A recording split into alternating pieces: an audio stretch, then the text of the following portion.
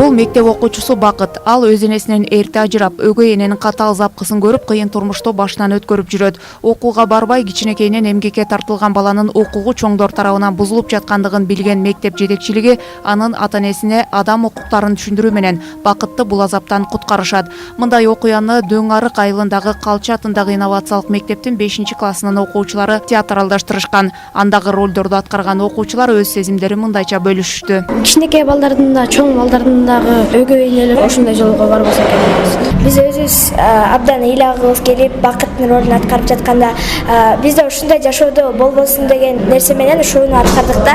Эч кимдин башына ушундай оор тишектер түшпөсүн. Жогорку чеберчилик менен аткарылган Бакыттын тагдыры деген эмгек сынакта башкы орунду багындырды. Аны кыргыз тили жана адабият мугалими Назгүл Анарбай кызы жазып сахнага даярдаган. Бул сценарийди түнү менен отуруп жазгам.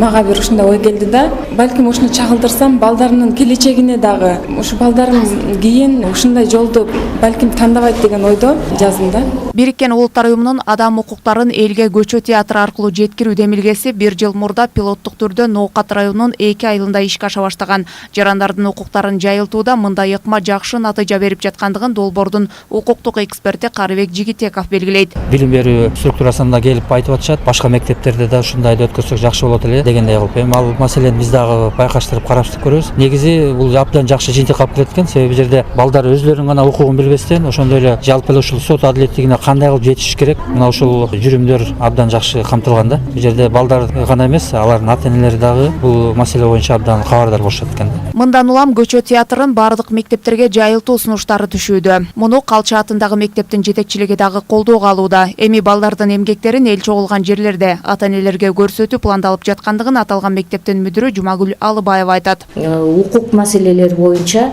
айыл жеринде жашаган адамдарга жөнөкөй тил менен жеткирүү. Анан кийин ошол укуктарды пайдалануунун жолдору. Себеби биз укук маселелерине келгенде статьялардын баарын шакылдатып айта берген менен аны кайсы жерден колдонуу мүмкүнчүлүгүн айылдагы жашоочуларга жеткирүү кыйын болот экен. Ошон үчүн көчө театры уюштурулду. Биз көчө театрын уюштуруудан мурун мектептин ичинде атайын конкурс кылдык. Мүмкүн болушунча ушу айыл жеринде бузулуп аткан укуктарды камтыганга аракет кылдык. Эми ушул конкурста көрсөткөн бардык чыгармачылыгыбызды айылдын тургундарынын астына да көргөзөбүз. Көчө театры боюнча сынакка Бурана айыл аймагындагы Калча жана Асан Жансейитов атындагы 2 мектептен 8 чыгарма көрсөтүлдү. Анда көбүнчө ата-эне менен баланын ден соолугуна мүмкүнчүлүгү чектелгендердин, жаштардын укуктары камтылган. Анын ичинен эң мыкты делген 3 сценарийге баалуу сыйлыктар ыйгарылып, эң мыкты аткарылган 3 роль үчүн дагы кызыктыруучу белектер тапшырылды. Каныкей Бозгонова, Марал радиосу.